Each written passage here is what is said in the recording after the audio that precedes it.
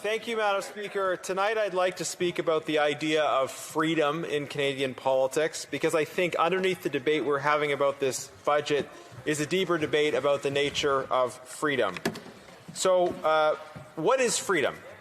Freedom in the modern context, in common usage, has the sense of describing a reality in which the individual has a broader range of decision-making space. An individual who is free can make more decisions about his or her life, and an individual who is less free has more decisions made for them by others. That is freedom at a general level. Freedom is the general ability to make unencumbered individual decisions, at least as freedom is commonly, colloquially discussed today.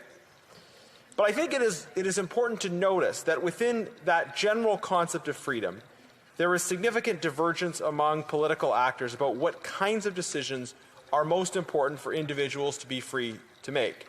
Every political party has a concept of freedom that comes from identifying different areas of life in which that range of choice-making being available is more or less important.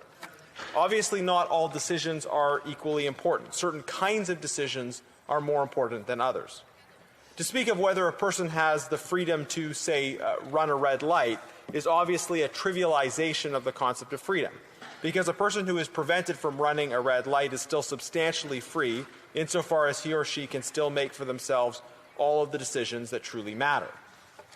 Here's another example. Whether justified or not, a restriction on the ability to purchase alcohol is a lesser infringement on freedom than a restriction on the ability to purchase books, because objectively the decision to read whatever you want is more important than the decision to drink whatever you want. So the building of a robust concept of freedom requires a certain prioritization of goods and a sense of what kinds of choices are more important for an individual to be able to make. Every society, for practical reasons, limits the kinds of choices that people can make in certain respects. So a society must decide what choices are more fundamental and what choices can be more reasonably restricted in order to realize other goods. And another example of this is helmet regulation. I support the limitation on freedom associated with requiring people to wear helmets when riding motorcycles, because the choice not to wear a helmet is relatively trivial and there are other more important considerations. However, I also support religious exemptions to helmet requirements because the freedom to practice one's faith is very important, and therefore in the case of a helmet requirement is a much more than trivial limitation to individual freedom. So in that case, uniquely, it is not justified. Those who believe in the value of freedom generally believe that limitations on freedom can be justified to the extent that the limitations are trivial and also to the extent that a limitation on freedom reduces some other harm. So within that general framing, let's look at the two rival concepts of freedom advanced by Canada's two major parties.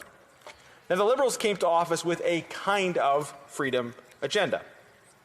They legalized marijuana and have since decriminalized fentanyl and other hard drugs in BC. They legalized and have since expanded the space for euthanasia. And they continue to promise a certain kind of expanded individual freedom associated with increasing public spending and subsidy. The idea from their side being that people who are given more money by the state have the freedom to do things that they wouldn't otherwise be able to do. So these are the areas in which Liberals have emphasized freedom as being most important.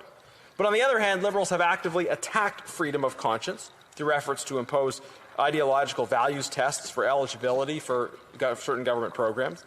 They have limited people's freedom to work in cases where those people do not want to make certain medical choices.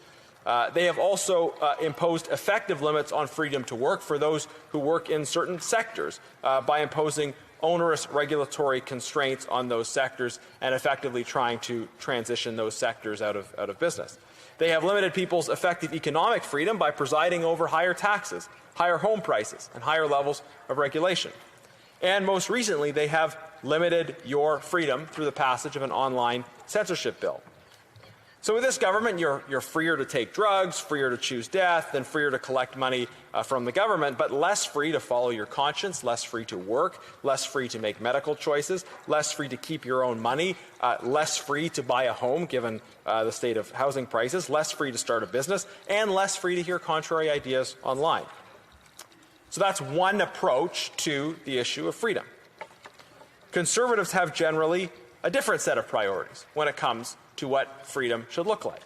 Again, this is not just because conservatives think that freedom is important. It's because conservatives believe in a hierarchy of goods and an essential character to the human person that leads us to prioritize particular kinds of choices as part of our doctrine of freedom. Most fundamentally, conservatives believe in freedom of speech, association, conscience, and religion. These are the most important freedoms. We believe this because we believe that individual human beings are most fundamentally truth and meaning-seeking creatures. Freedom of speech, association, conscience, and religion are the means through which we find truth and meaning.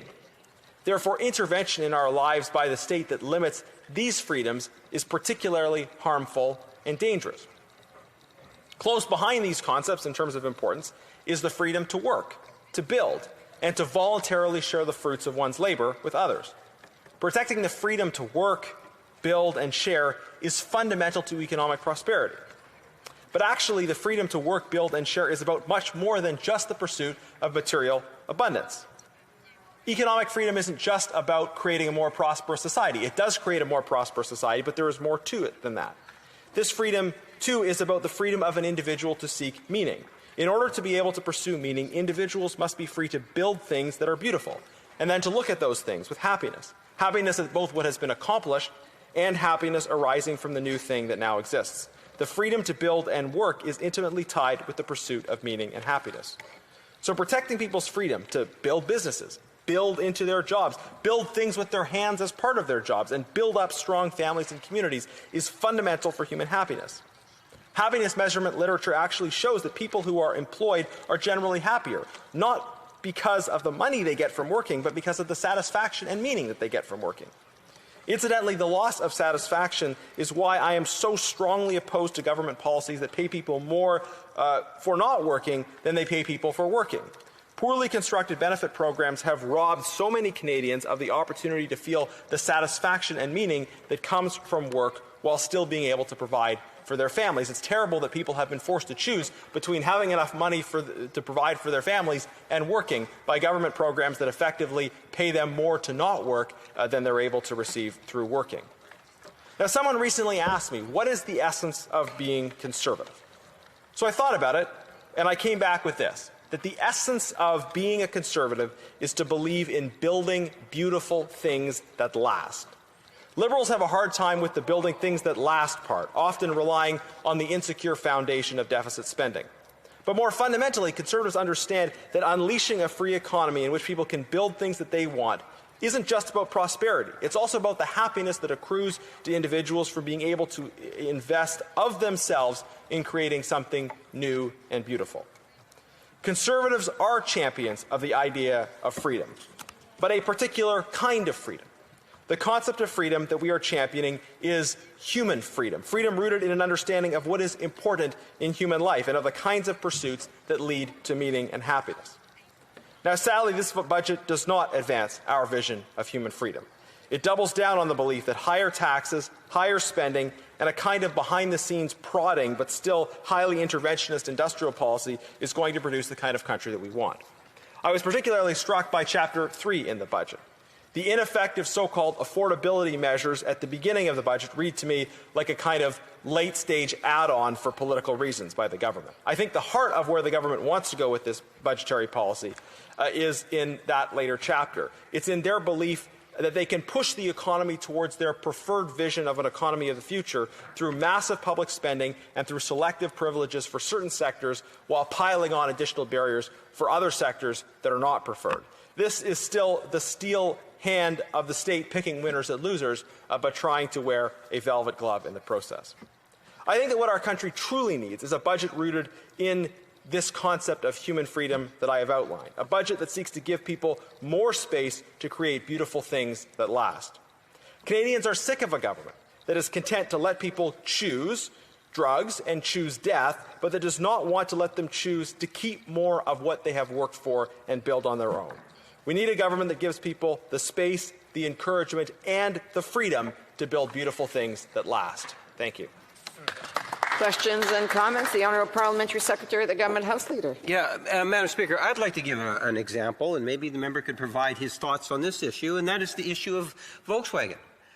There is a difference. There is a contrast. The Government of Canada believes by investing in St. Thomas and the people in that surrounding area, by getting Volkswagen and working with Premier Doug Ford, at the end of the day, Canada will benefit immensely by that.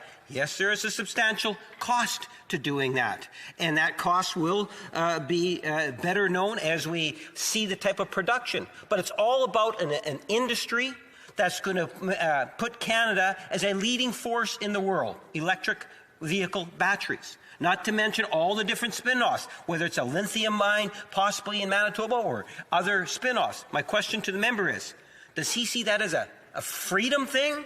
Or does he believe that his leader is actually on the wrong side of the issue and the Conservatives better do a flip-flop and support this particular initiative?